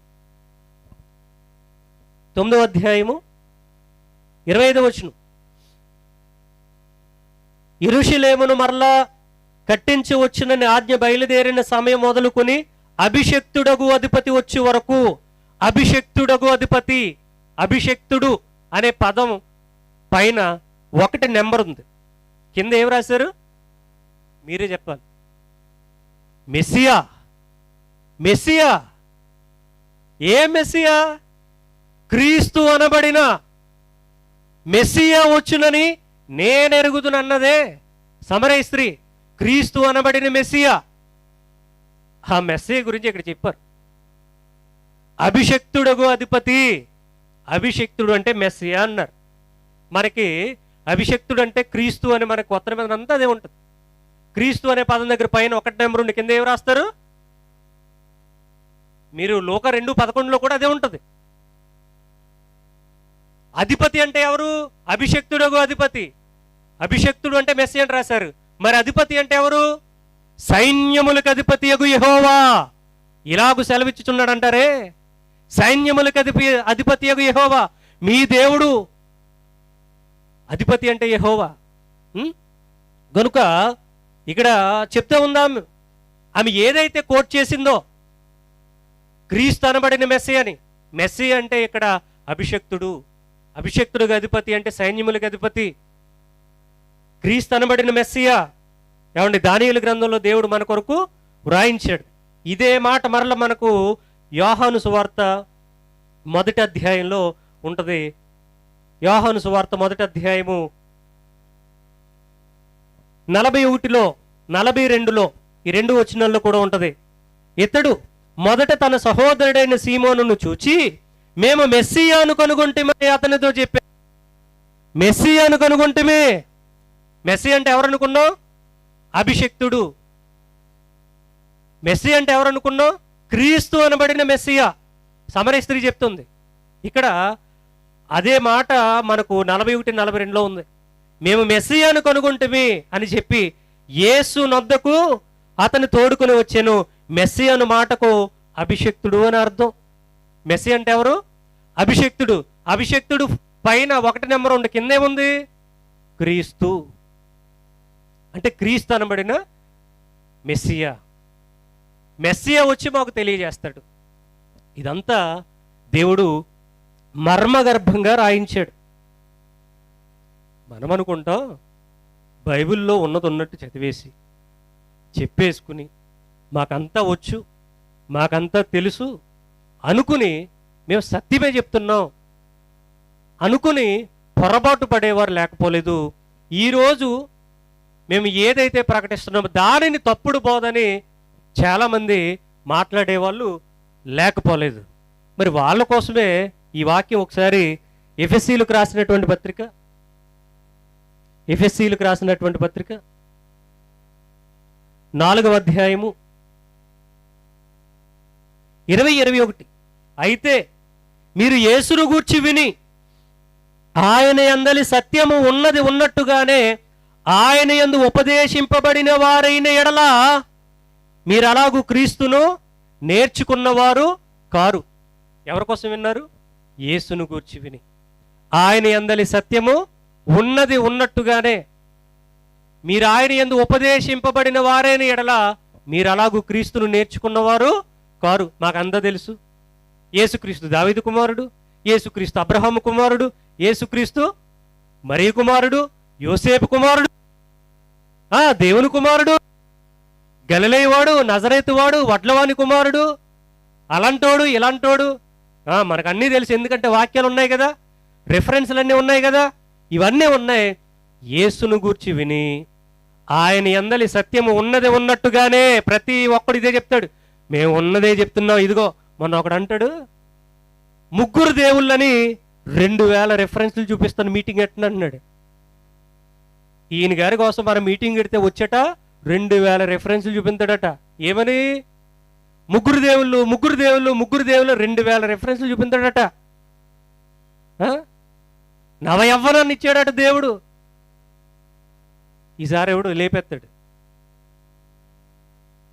ఒక్కడే దేవుడని 3000 సార్లు వ్రాయబడి ఉంది. 2714 సార్లు, ఇంకా లెక్క పెడితే 3000, 3014 సార్లు వ్రాయబడింది. ఈయన 2000 రెఫరెన్స్ చూపించాడు. మాకు రాదు మరి, ఉన్నదన్నట్టంటే ఇలా చూపించాడు. ఇదిగో ఇక్కడ తండ్రి అని ఉంది, ఇదిగో ఇక్కడ ఆత్మను ఉంది, ఇదిగో ఇక్కడ యేసు అని ఉంది, 3 ఉన్నారు, పైన పరలోకపు తల్లి కూడా ఉంది. మరి మాకు తెలియదేటి, గొర్రె పిల్ల కూడా ఉంది పైన, సింహం కూడా ఉంది పైన, మాకు తెలియదేటి. రిఫరెన్స్లు మనకి రావా? మనం తెలుగు చదవలేదా? తెలుగు రాదా? అన్నీ వచ్చు. రిఫరెన్స్లు కాదు కావాల్సింది, వాక్య భావాన్ని గ్రహించండి అంది. కనుక మనం ఏ సందర్భాన్ని చూసుకున్నా మాకు యేసు ప్రభు గురించి అంతా తెలుసు అంటే, అరే చిట్టికన్నా నీకేం తెలియదు, మీరు కంగారు పడకండి, మీకేం తెలియదు, మీరు కంగారు పడకండి అంటుంది వాక్యం. ఏంటి? మీరు అలాగూ క్రీస్తును నేర్చుకున్నవారు కారు. ఇప్పుడు చెప్పండి, అర్థమైపోయినట్టేనే, మనకు అంతా తెలిసిపోయినట్టేనే దేవుని గురించి. అరే మీకేం తెలియదు అని వాక్యం, నాకంతా తెలుసు అంటే ఇంకెలాగా? మీకేం తెలియదని వాక్యం చెప్తుంది. కాబట్టి మరలా అక్షరాభ్యాసం చేయాలి బైబిల్ దగ్గర. మన మనసులో, మన హృదయంలో ఏదైతే ప్రింటెడ్ మ్యాటర్ ఉండిపోయిందో, పాత గుర్తులన్నీ అరేంజ్ చేయండి, డిలీట్ చేయండి. మరలా మీ హృదయాన్ని రీసెట్ చేసి మరలా స్టార్ట్ చేసి బైబిల్ దగ్గర కూర్చుంటేనే కానీ మీకు దేవుడు ఎవరు అర్థం కాదు. దేవుడు ఎవరు అర్థం కాకపోతే మనం బ్రతికినా చచ్చిపోయినా ఒకటే. ఇక జీవించుచున్నావన్న పేరు మాత్రం ఉన్నది కానీ మీరంతా శవాలే అని వాక్యం చెప్తుంది. మృతుడు అంటే ఏంటి? శవం అని. అందుకనే బ్రతికినా చనిపోయినా ప్రభువు కోసమే, ప్రభువు వారమై అని ముందుగా వాక్యాన్ని మనం ఆలోచించాం. కనుక ఈ వాక్యాలన్నీ కూడా మనకి ఏం సెలవిస్తూ ఉన్నాయంటే, మనకి యేసుక్రీస్తు గురించి అంత తెలియదు. తెలుసు అనుకుని మనం భ్రమలో బ్రతుకుతున్నాం తప్ప మనకు అంత తెలియదు. కొలసీలకు రాసినటువంటి పత్రిక 2:9, 2వ అధ్యాయము 9వ వచనాన్ని ఒకసారి చూద్దాం. ఏలయనగా దేవత్వము యొక్క సర్వ పరిపూర్ణత శరీరముగా క్రీస్తునందు నివసించుచున్నది. మనం ఏదైతే దేవుడు అంటున్నామో, అదృశ్యుడు అంటున్నామో, నిరాకారుడు అంటున్నామో, సమీపింపరాని తేజస్సులో ఉన్నవాడు అంటున్నామో, ఆయన ముట్టుకోలేమంటున్నామో, ఆయనను చూడలేమంటున్నామో, ఆ దేవత్వము యొక్క సర్వ పరిపూర్ణత ఏమైందట? శరీరాన్ని ధరించుకుందట. శరీరధారిగా శరీరాన్ని ధరించుకుని క్రీస్తుగా నివసిస్తూ ఉంది. ఇది మర్మం అని చెప్పాడు. ఇది మర్మము అని చెప్పాడు. దీనిని ఇంకా మనకు అర్థం చేయించడం కోసం రోమాపత్రిక వెళ్దాం. రోమాపత్రిక 9వ అధ్యాయము 5వ వచనం. రోమీయులకు రాసిన పత్రిక 9:5. పితరులు వీరివారు శరీరమును బట్టి క్రీస్తు వీరిలో పుట్టెను. దావీదు కుమారునిగా, దావీదు సంతానములో దావీదు సింహాసనాన్ని అధిష్ఠించడానికి శరీరమును బట్టి క్రీస్తు వీరిలో పుట్టెను. నిజానికి ఆయన ఎవరు? ఈయన సర్వాధికారి అయిన దేవుడు. సర్వాధికారి అయిన దేవుడు, ఇజ్రాయేలీల దేవుడు, ప్రభువుగా ఇజ్రాయేలీల దేవుడు ఏమయ్యాడు? శరీరాన్ని ధరించుకుని దావీదు కుటుంబంలో మానవ అవతారంలో శరీరధారుడుగా ఆయన జన్మించడం జరిగింది. భూలోకానికి వచ్చాడు ఆయన, భూమి మీద నడిచాడు ఆయన. శరీరాన్ని బట్టి క్రీస్తు వీరిలో పుట్టాడు కానీ నిజానికి ఈయన ఎవరు? సర్వాధికారి అనే దేవుడై ఉండి నిరంతరము స్తోత్రార్హుడై ఉన్నాడు. ఇంత స్పష్టంగా బైబిల్లో ఉంటే ఓ ముసలోడు అంటాడు, దిస్ ఈజ్ ట్రాన్స్లేషన్ మిస్టేక్. చచ్చిపోతే నరకానికి పోతావురా, మార్పు చెందు. మారవా? నువ్వు మృగానివా? మారవా? చచ్చిపోతే ఏంటండి మన పరిస్థితి? దేవుడు ఈ రాత్రి మన ప్రాణాన్ని తీసేసుకుంటే మన పరిస్థితి ఏంటి? ఇప్పుడన్నా భయం ఉందా? వాక్యాన్ని చదివినప్పుడు మనకు భయం వేస్తుందా? వాక్యాన్ని వినినప్పుడు మనలో భయం పుడుతుందా? ఈయన సర్వాధికారి అయిన దేవుడు, నిరంతరము స్తోత్రార్హుడు. ఇప్పుడు ఎలా కనబడుతున్నాడు? శరీరధారుడుగా, క్రీస్తుగా కనబడుతూ ఉన్నాడు. వీళ్ళందరూ ఈరోజు హేళన చేస్తూ ఉన్నారు, చులకన చేస్తూ ఉన్నారు. ఒకానొక రోజున బట్టలు చింపుకుని రొమ్మును బాదుకుని ఏడ్చే రోజు కమింగ్ సూన్, తొందరలోనే వస్తుంది. ముందుంది ముసళ్ళ పండుగ అంటారు దాన్ని. ఎవరిని విడిచిపెట్టడండి ఆయన. అందరి గురించి రాసుకున్నాడు ఆయన. ఆయన గ్రంథంలో అందరి గురించి ఆయన రాసుకున్నాడు. ఆయన శరీరధారుడుగా ఈ లోకానికి వచ్చినటువంటి సందర్భం మనకు యోహాను సువార్తలో కూడా కనబడుతుంది. యోహాను సువార్త 1వ అధ్యాయం 14వ వచనంలో కూడా ఇక్కడ వాక్యాన్ని గురించి చెబుతూ ఈ మాట ఉంది. 1:14లో ఆ వాక్యము శరీరధారి అయి కృపాసత్య సంపూర్ణునిగా మన మధ్య నివసించెను. పాత నిబంధనలో వాక్యంగా పిలువబడినటువంటి దేవుడు, వాక్యంగా ఉన్నటువంటి ఆయన శరీరాన్ని ధరించుకుని ఈ లోకానికి వచ్చాడు. వాక్యము శరీరాన్ని ధరించుకుంది అనేటటువంటి స్పష్టమైన వివరణ వాక్యం మనకు తెలియజేస్తూ ఉంది. అందుకని సమరయ స్త్రీ అంటుంది, నేను ఎరుగుదును. ఏమెరిగావు తల్లి అంటే, క్రీస్తు అనబడిన మెస్సియ వస్తాడు, మమ్మలను రక్షిస్తాడు. ఎదురు చూస్తూ ఉంది. సమరయులు ఎదురు చూశారు, ఇజ్రాయేలీలు ఎదురు చూశారు, యూదులు ఎదురు చూశారు. ఇంతకీ క్రీస్తుని గురించి ఇంతకీ మనకేమర్థమైంది? మర్మము. ఈ మర్మం అని పౌలు గారు చెప్తుంటే, నేను ఎరుగుదును అని సమరయ స్త్రీ చెప్తుంది. ఇంకేం చెప్తుంది క్రీస్తుని గురించి? అసలు క్రీస్తు అనే శబ్దానికి అభిషక్తుడు అని అర్థం కదా. మరి క్రీస్తు అంటే ఏమిటి? అసలు క్రీస్తు అంటే ఏమిటి? 12వ అధ్యాయం యోహాను సువార్త 34వ వచనం, 12:34. అసలు క్రీస్తు అంటే ఏంటి? ఇక్కడ వాక్యం తెలియజేస్తూ ఉంది. జనసమూహం, క్రీస్తు ఎల్లప్పుడూ ఉండునని ధర్మశాస్త్రము చెప్పగా వింటిమి. క్రీస్తు ఎల్లప్పుడూ ఉన్నవాడు. క్రీస్తు అంటే ఉన్నవాడు, నిరంతరము ఉన్నవాడు. ఎల్లప్పుడూ అంటే నిరంతరం. క్రీస్తు ఎల్లప్పుడూ ఉండునని ధర్మశాస్త్రము చెప్పగా వింటిమి. ధర్మశాస్త్రం చెప్తుంది క్రీస్తు అంటే ఉన్నవాడు అని, నిరంతరము ఉన్నవాడని ధర్మశాస్త్రము చెప్పగా వింటిమి. ఇదే మాట మనకు హెబ్రీయులకు రాసిన పత్రికలో కూడా కనబడుతుంది. అంటే మర్మగర్భంగా ఉన్నటువంటి క్రీస్తు ఉన్నవాడు అని వాక్యం సెలవిస్తూ ఉంది. హెబ్రీ పత్రిక 7వ అధ్యాయము, హెబ్రీ పత్రిక 7వ అధ్యాయం 24వ వచనం, 7:24. ఈయన నిరంతరము ఉన్నవాడు. ఈయన అంటే అక్కడ కనబడుతూ ఉన్నట్టుగా ఆ సందర్భాన్ని మాట్లాడుతూ, అంటే దేవుడు శరీరాన్ని ధరించుకుని వచ్చినటువంటి సందర్భాన్ని ఉదహరిస్తూ, ప్రభువైన క్రీస్తు అనేటటువంటి సందర్భాన్ని ఉదహరిస్తూ చెప్పినటువంటి మాట.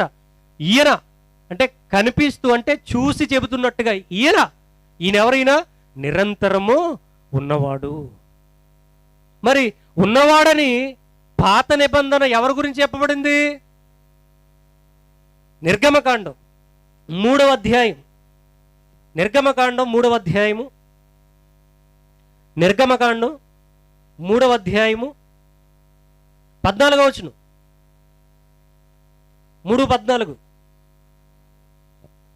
ఇప్పుడు మోషేతో దేవుడు చెప్తున్నటువంటి మాట, నేను ఉన్నవాడును, నేను ఉన్నవాడును.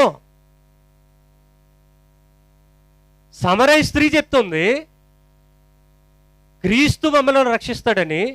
పౌలు గారు మర్మంగా చెప్పబడింది, ఈ మర్మాన్ని నేను తెలియచేయాలి, అందుకని నేను బంధించబడిపోతున్నాను, అర్థమయ్యేటట్టుగా స్పష్టంగా నేను తెలియచేయాలనుకుంటున్నాను అని పౌలు గారు చెప్పారు. క్రీస్తు ఉన్నవాడు అని ధర్మశాస్త్రం చెప్తా ఉంది. ఉన్నవాడు అంటే యెహోవా అని మనకు ధర్మశాస్త్రంలో వ్రాయబడింది. అంటే ధర్మశాస్త్రంలో ఉన్నవాడుగా పరిచయం చేసుకున్నటువంటి యెహోవాయే క్రీస్తుగా శరీరాన్ని ధరించుకుని ఈ లోకానికి వచ్చాడు అని మనం అర్థం చేసుకోవాలి చాలా స్పష్టంగా. అంటే పాత నిబంధనలో ఉన్నటువంటి యెహోవాయే క్రీస్తు. ఆ క్రీస్తుకి శరీరమే యేసు. ఇది స్పష్టమైనటువంటి వివరణ. ఉన్నవాడు కొలసీలకు రాసినటువంటి పత్రిక 3వ అధ్యాయం, కొలసీలకు రాసినటువంటి పత్రిక 3వ అధ్యాయము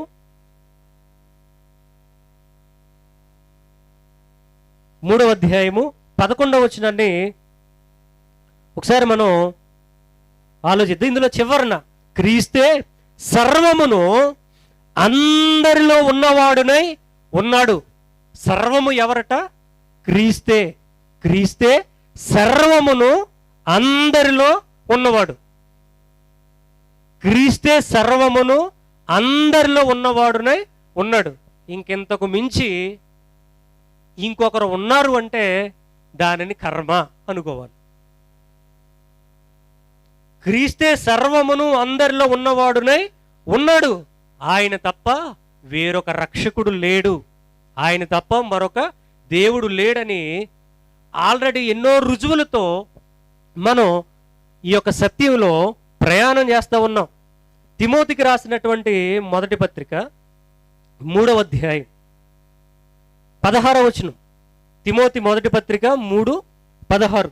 నిరాక్షేపముగా దైవ భక్తిని గూర్చిన మర్మము. నిరాక్షేపముగా దైవ భక్తిని గూర్చిన మర్మం అంటే మనం క్రీస్తు మర్మము, దేవుని మర్మము అని ఏదైతే ఇప్పటి వరకు విన్నామో ఆ మర్మాన్ని అంటే ఆ భక్తిని గురించి తెలియజేస్తూ నిరాక్షేపముగా దైవ భక్తిని గూర్చిన మర్మము అని చెప్పబడింది. అంటే మనం చేసే దైవ భక్తే మర్మం ఉంది. ఆ మర్మాన్ని ఈరోజు మనం ఛేదించాం. ఆ మర్మాన్ని ప్రజలందరికీ తెలియపరచాలని పౌలు గారు కోరుకున్నారు. దైవభక్తిని గూర్చినటువంటి మర్మము గొప్పదై ఉన్నది. గొప్పదటిది అంటే అందరికీ తెలిసిపోయింది కాదు, అందరూ చెప్పేది కాదు, అందరూ అర్థం చేసుకున్నది కూడా కాదు. ఆయన సశరీరుడిగా ప్రత్యక్షుడయ్యను.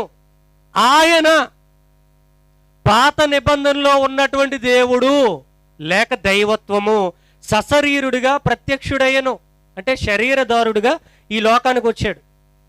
ఆత్మ విషయమున నీతిపరుడని ఎంచబడ్డాడు. దేవుడు నీతిమంతుడు, నీతిమంతుడు లేడు, ఒక్కడునూ లేడు, నేనే నీతిమంతుడని దేవుడు సెలవిచ్చాడు. ఆ నీతిమంతుడే ప్రభు అయిన యేసుక్రీస్తు వారు. దేవదూతలకు కనబడెను, రక్షకుడని జనములలో ప్రకటింపబడెను. రక్షకుడు, నేడు రక్షకుడు మీ కొరకు పుట్టి ఉన్నాడు, ఈయన ప్రభువైన క్రీస్తు రక్షకుడని ప్రకటింపబడ్డాడు. లోకమందు నమ్మబడెను. నమ్మేవాడు నమ్ముతాడు, మానేవాడు మానుతాడు. చెప్పడం మన ధర్మం.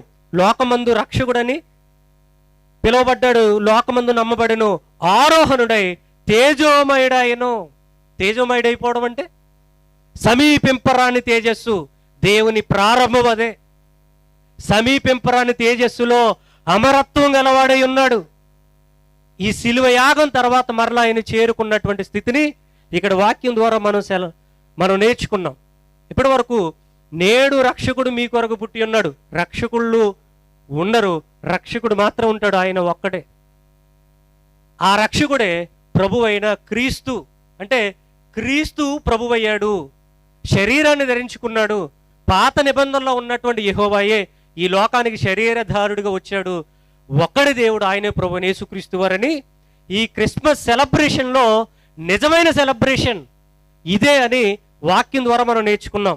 కనుక నిబంధన చేసినటువంటి వాడు, వాగ్దానం చేసినటువంటి వాడు, ప్రవచనం చేసినటువంటి వాడు ఎవరు నెరవేర్చాలి?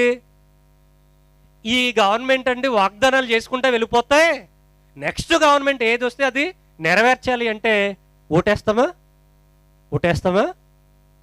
ఏదైతే మేనిఫెస్టోలో పెట్టావో పెట్టిందే కాదు, పెట్టంది కూడా కావాలని అడుగుతాం మనం.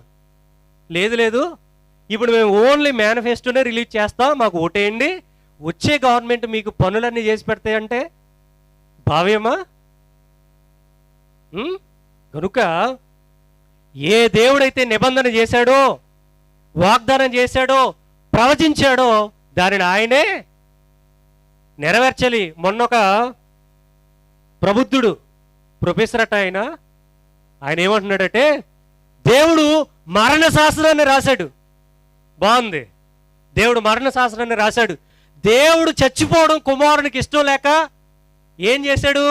కుమారుడు వెళ్ళి కాలు పట్టేసుకుని, దేవుడా నువ్వు చచ్చిపోవడానికి వీల్లేదు, నువ్వు అలాగ బతికే ఉండాలి, నువ్వు మా దేవుడివి, నువ్వు మా తండ్రివి, నువ్వు అలాగే ఉండాలి, నీకు బదులుగా నేను వెళ్ళిపోయి నీవు చేసినటువంటి నిబంధన ఆ మరణ శాస్త్రాన్ని రద్దు చేసేసి నేను చచ్చిపోతాను, నేను వెళ్ళిపోతానని ఏడ్ చేస్తే, సరే నాకు బదులుగా నువ్వు వెళ్ళన్నాడట.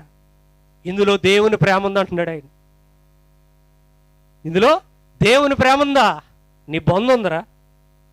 వాగ్దానం చేసిన వాడు నెరవేర్చకపోతే ఆయన దేవుడు ఎందుకు అవుతాడు? వాగ్దానం చేసిన వాడు నమ్మదగిన వాడు అంటే అర్థం ఏంటి మరి? గనుక ఎవరైతే ప్రమాణం చేశారో, యెహోవా ప్రమాణం చేశారు, నెరవేర్పు యేసు అంటే తప్పైపోయింది బైబిల్. వాగ్దానం చేసిన, నిబంధన చేసిన, ప్రమాణం చేసినటువంటి యెహోవాయే, యెహోవా అంటే ఆత్మ కదా, శరీరాన్ని ధరించుకుని కుమారునికి ఈ లోకానికి వచ్చి ప్రమాణాన్ని, వాగ్దానాన్ని, నిబంధన నెరవేర్చుకున్నాడు. That is the Bible. ఆయన అబద్ధమాడనేరడు, నీకులాగా మనిషి కాదురా, అబద్ధాలు చెప్పడు ఆయన, వాగ్దానం చేస్తే నిలబెట్టుకుంటాడు. ఒక మనిషి అంటాడు మాట తప్పుడు మడం తెప్పుడని, మనిషి అంటే మరి దేవుడు ఇంకేమంటాడు? తూచ్ అంటాడా? పోనీలే నువ్వు వెళ్ళిపో అంటాడా? ఎర్రిబాగులోళ్ళు చెప్పేటటువంటి ప్రసంగాలు అవన్నీ. నేను తప్ప ఇంకో రక్షకుడు లేడు, నేను తప్ప ఇంకో దేవుడు లేడంటే కుమారుడు ఉన్నాడు, మరి వాగ్దానం ఏది? మరి వీళ్ళు ముగ్గురు ఎందుకు మాట్లాడుకోరు నాకు అర్థం కాదు. ఎప్పుడును ఈ తండ్రి పెద్ద కొడుకు చిన్న కొడుకు ఎందుకు మాట్లాడుకోరు? గనుక పాత నిబంధనలో ఉన్నటువంటి యెహోవా శరీరధారిగా ఈ లోకానికి వచ్చాడు అనేది నిజమైన క్రిస్మస్. తండ్రి రక్షిస్తానని ప్రమాణం చేశాడు, కుమారుడు వచ్చి రక్షించాడు. ఎలా అంటే ఆత్మ శరీరం, అంతే తప్ప ఇద్దరు అని కాదు, ప్రమాణానికి నెరవేర్పు. అందుకనే ఆయన తండ్రిగా వచ్చింది కుమారునిగా. ఎందుకు అంటే సృష్టికర్త సృష్టిలోనికి వచ్చినప్పుడు సృష్టిలో భాగంగా ఉన్నటువంటి ఈ యొక్క దేహం సృష్టికర్తని తండ్రి అని సంబోధన చేయాలి. సృష్టింపబడ్డారు కనుక దీనిని మర్చిపోయారు. అంటే యెహోవా అంటే ఆత్మ అని, యేసు అంటే శరీరం అని మనం అర్థం చేసుకోవాలి. ఇంతకీ నేను ప్రారంభం నుంచి కూడా ఒక మాట అన్నాను, ఒక చిక్కుముడు ఉంది అని. విప్పుతున్న జాగ్రత్తగా వినండి. ఏంటి? పాత నిబంధనలు యెహోవా అని ఒక దేవుడు, కొత్త నిబంధనలు యేసుక్రీస్తు పరిశుద్ధాత్మ అని మరో దేవుళ్ళు అనుకుంటున్నారు. ఇంతకీ అందరూ ఎక్కడ తప్పులో కాలేశారంటే, బైబిలు ఏ భాషలో నుండి తర్జుమా చేయబడిందంటే మొట్టమొదటి పేజీలో ఉంటుంది. ఏముంటుంది ఒకసారి తీయండి. దీనికోసం ఒకసారి ఓపెన్ చేయండి. ఫస్ట్ పేజీలో ఏం రాయబడింది? ఇది ఆదిమ హెబ్రీ గ్రేకు భాషలలో నుండి భాషాంతరము చేయబడింది. బైబిల్ అనేది ఏ భాషలో నుండి వచ్చింది తెలుగులోనికి? ఆదిమ హెబ్రీ గ్రీకు భాషలో నుండి భాషాంతరం అంటే తర్జుమా చేశారు. ఈ తర్జుమా పాత నిబంధన ఏ భాషలో ఉంది? హెబ్రీ భాషలో ఉంది. నూతన నిబంధన గ్రీకు భాషలో ఉంది. పాత నిబంధన ఒరిజినల్గా హెబ్రీ భాషలో ఉంది, క్రొత్త నిబంధన ఒరిజినల్గా గ్రీకు భాషలో ఉంది. ఈ పాత నిబంధనలో రక్షకుడు అనే పదానికి యెహోవా అని రాశారు, యహోవా అని రాశారు. అంటే తెలుగులోనికి యెహోవా రక్షకుడు అని తర్జుమా చేశారు. కొత్త నిబంధన ఏ భాషలో నుండి? గ్రీకు భాషలో నుండి. గ్రీకు భాషలో రక్షకుడు అని చెప్పడానికి దీన్ని తెలుగులోనికి తర్జుమా చేసినప్పుడు యేసు అని వాడారు. దానిని యాషువా దానిని యేసు అని తర్జుమా చేశారు. ఇది ఇందులో ఉన్నటువంటి మెలిక. అంటే బైబిలు ఏక భాషలో గనక ఆదిమ హెబ్రీలోనే రాసేసారు అనుకోండి, గొడవ లేకపోను, రెండు కూడా. లేకపోతే గ్రీకు భాషలో రాస్తారనుకోండి, అప్పుడు కూడా అందరికి అర్థమవును. కానీ రెండు వేరు వేరు భాషల్లో రాసేసరికి, దానిని తెలుగులోనికి తర్జుమా చేసేసరికి పాత నిబంధనలు యెహోవా కనబడ్డారు, క్రొత్త నిబంధనలో యేసు కనబడ్డారు. ఇద్దరు అనుకున్నారు, పొరపాటు పడ్డారు అంతే తప్ప ఇద్దరు ముగ్గురు దేవుళ్ళు లేరు అని మనం అర్థం చేసుకోవాలి. అందుకనే నేడు రక్షకుడు మీ కొరకు పుట్టి ఉన్నాడు, ఈయన ప్రభువైన క్రీస్తు. విత్తబడినటువంటి వాక్యం మనందరి హృదయాల్లో ఫలించి సత్య మార్గంలో నడిచి ఈ లోకయాత్రను ముగించుకుని పరలోకానికి, పరమునకు, దేవుని చెంతకు చేరుకునే భాగ్యాన్ని దయచేయాలని కోరుతూ ఈ క్రిస్మస్ సందేశాన్ని ముగిస్తూ ఉన్నాను. చిన్న ప్రార్థన చేసుకుని ముగించుకుందాం. సర్వోన్నతుడు అయిన దేవా, యేసయ్య, మీ ఘనమైన నామమును బట్టి వందనాలు, స్తుతులు, స్తోత్రాలు. మీరు మిమ్మల్ని గూర్చినటువంటి ప్రతి విషయాన్ని గ్రంథస్థం చేపించి వ్రాయించి మాకు అనుగ్రహించారు. అయితే భాషలు మార్పు వలన అందులో ఉన్నటువంటి భావాన్ని అర్థం చేసుకోలేక నాయన ఇద్దరు దేవుళ్ళు, ముగ్గురు దేవుళ్ళు అనుకుని క్రైస్తవ్యం పొరబడుచున్నది. ఈరోజు స్థానిక సంఘం ఏర్పాటు చేసినటువంటి ఈ క్రిస్మస్ కూడికలో మిమ్మల్ని గూర్చినటువంటి ఉన్నతమైన మాటలు మేము వినడానికి, నేర్చుకోవడానికి మీరు చూపిన కృపను బట్టి కృతజ్ఞతాస్తుతులు చెల్లిస్తూ, మాలో విత్తబడినటువంటి యొక్క వాక్యం మా జీవితాలను సరిచేసే భాగ్యాన్ని దయచేయమని కోరుతూ, మా రక్షకుడైనటువంటి మీకే ఈ ప్రార్థనా స్తుతులు మిక్కిలి వినయంతో సమర్పించి వేడుకునియాడుచున్నాను. ఆమేన్.